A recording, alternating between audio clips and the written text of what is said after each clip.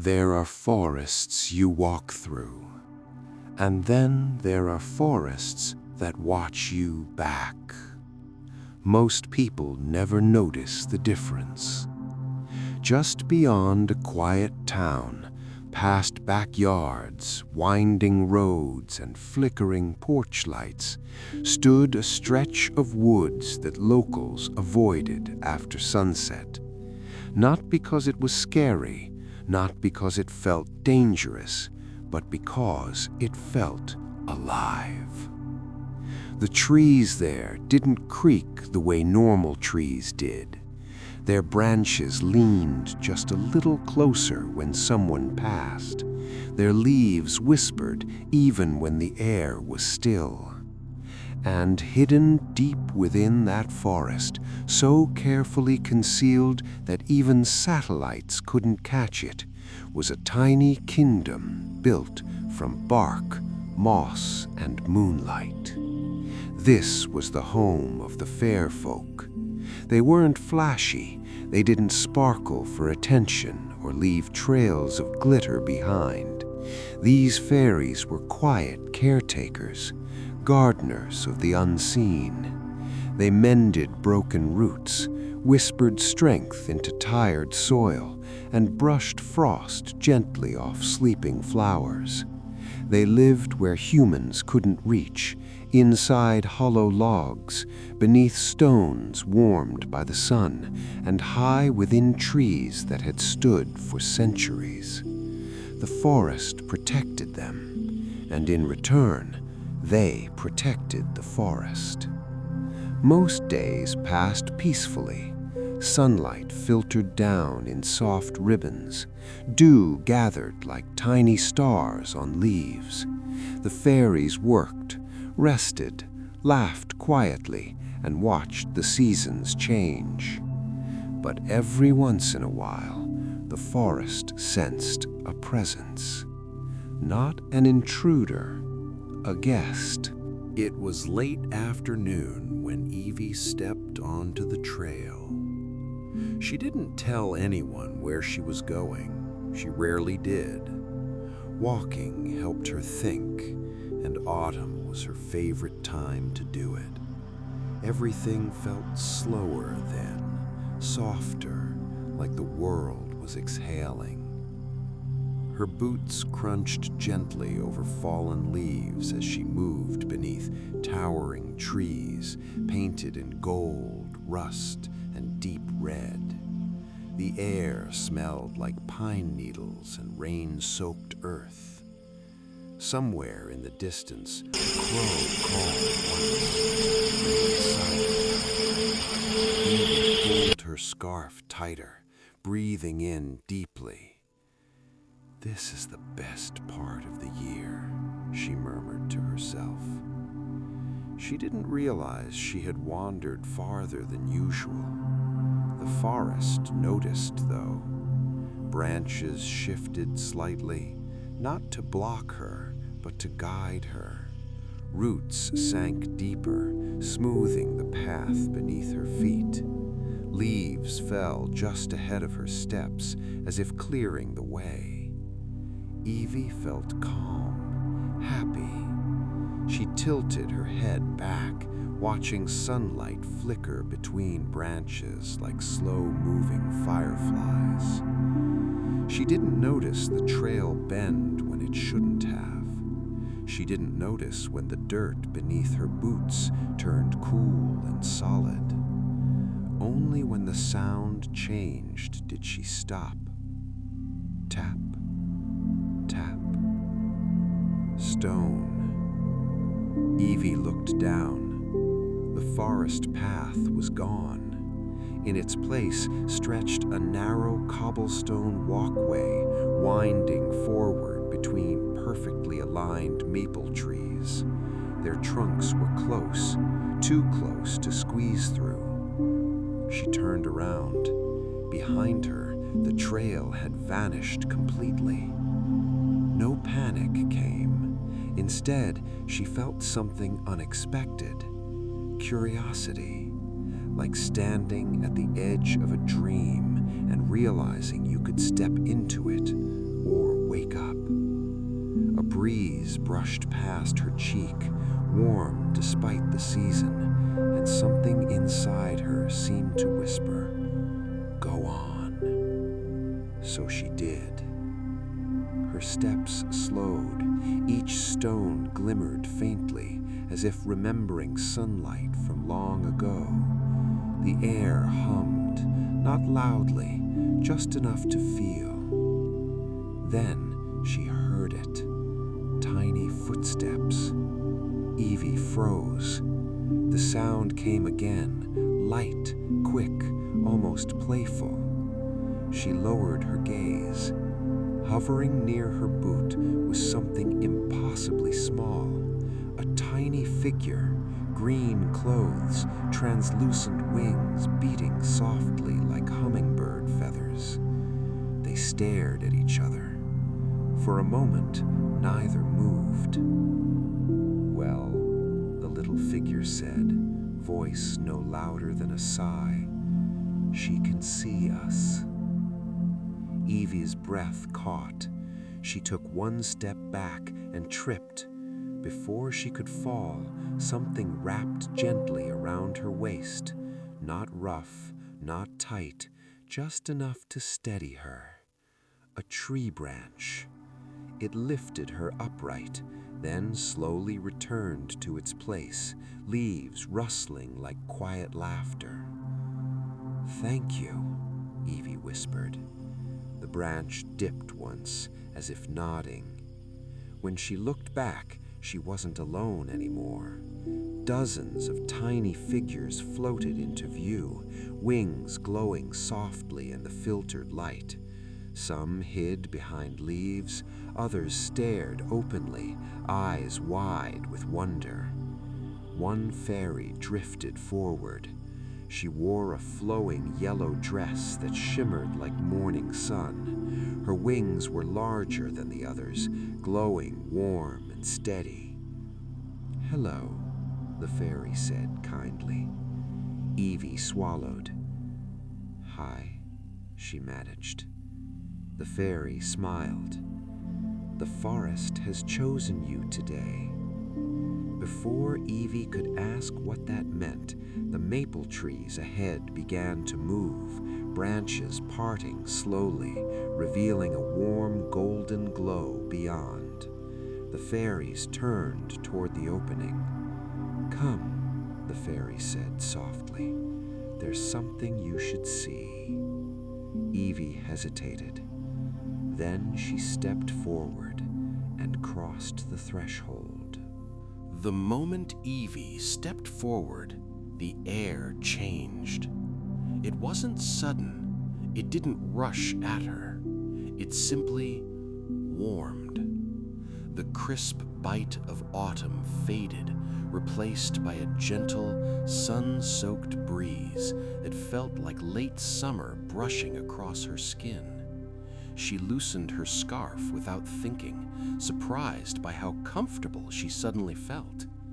Behind her, the maple trees slowly closed again, their branches weaving together until the forest path was gone, as if it had never existed at all. Ahead, the world opened. Evie stood at the edge of the smallest village she had ever seen. Tiny houses lined a winding cobblestone street, each one built from natural pieces of the forest. Some homes were carved into smooth stones, their doors shaped like leaves.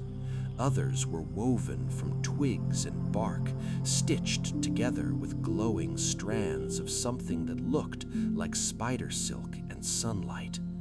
Soft golden light spilled from rounded windows. Fairies fluttered through the air like drifting petals, their laughter low and musical, never loud enough to disturb the peace.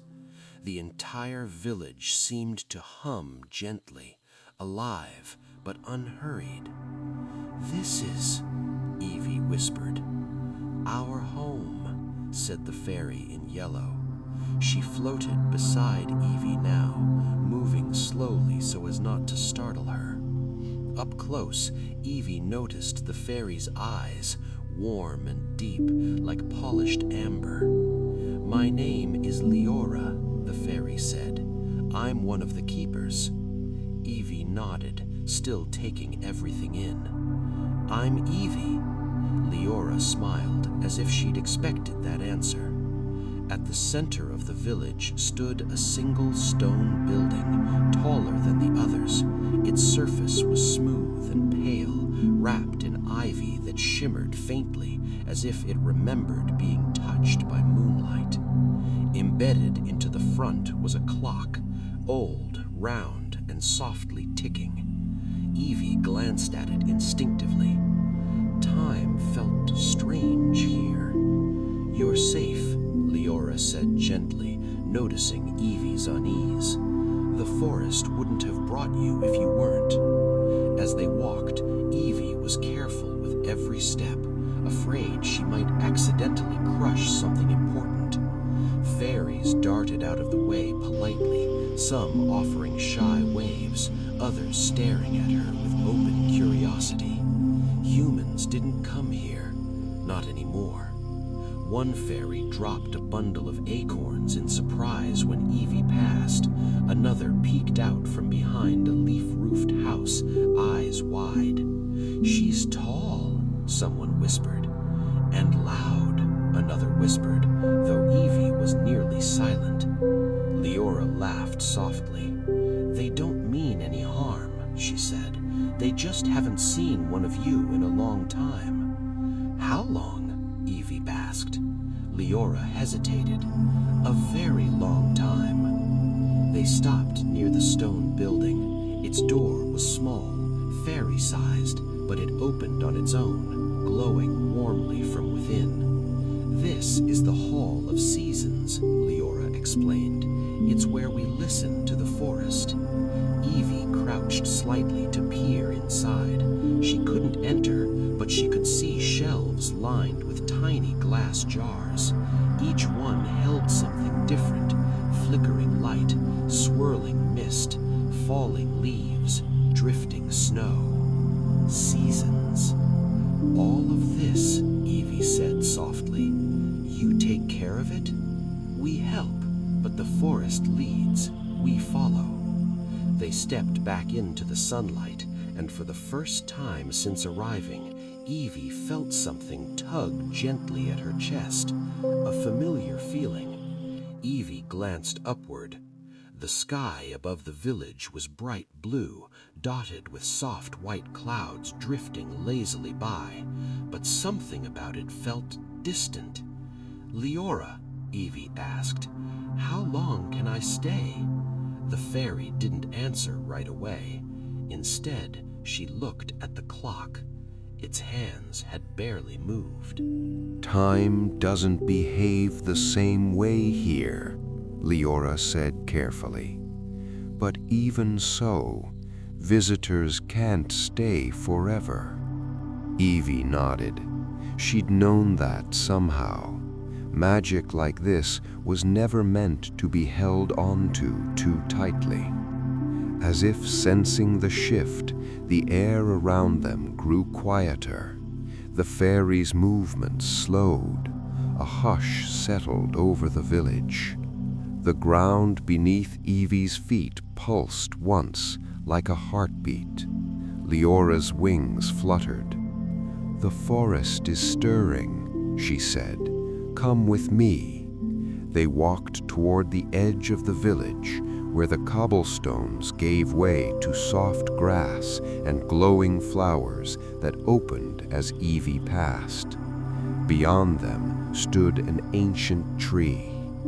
Its trunk was massive, wide enough that Evie couldn't have wrapped her arms around it if she tried. Its bark shimmered faintly, etched with lines that looked like words written in a language older than sound.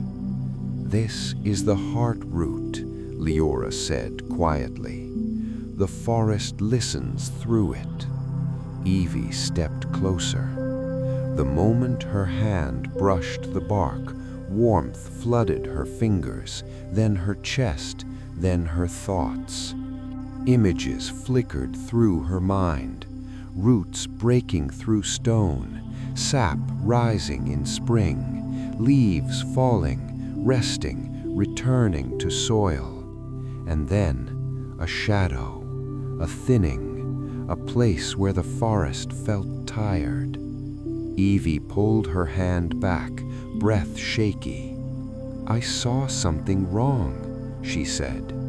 Leora nodded. "The forest brought you because you can feel it. Some humans still can." Evie looked at the tree again.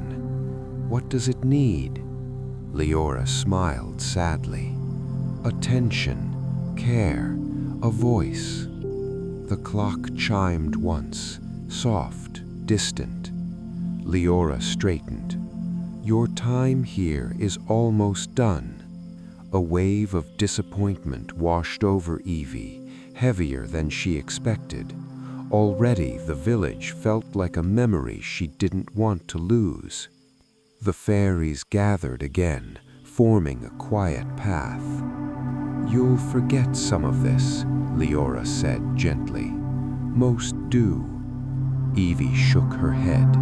"I don't want to." "You won't forget what matters," Leora replied. "The forest made sure of that." The maples parted once more.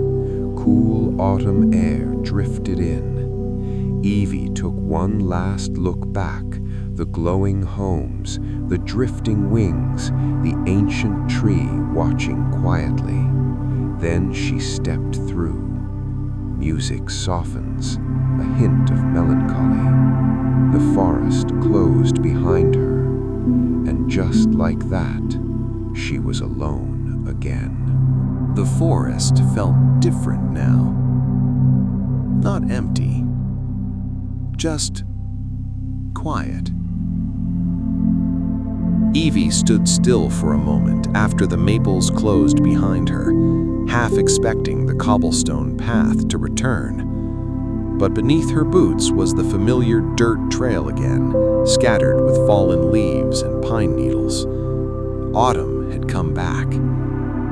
The sky above was dimming, brushed with soft purples and fading golds as evening settled in. Somewhere far away, an owl called. Evie exhaled slowly. Her heart felt full, heavy in the gentlest way. She began walking home. The trail seemed shorter than before, almost like the forest was helping her along. Branches no longer leaned in close, the air no longer hummed.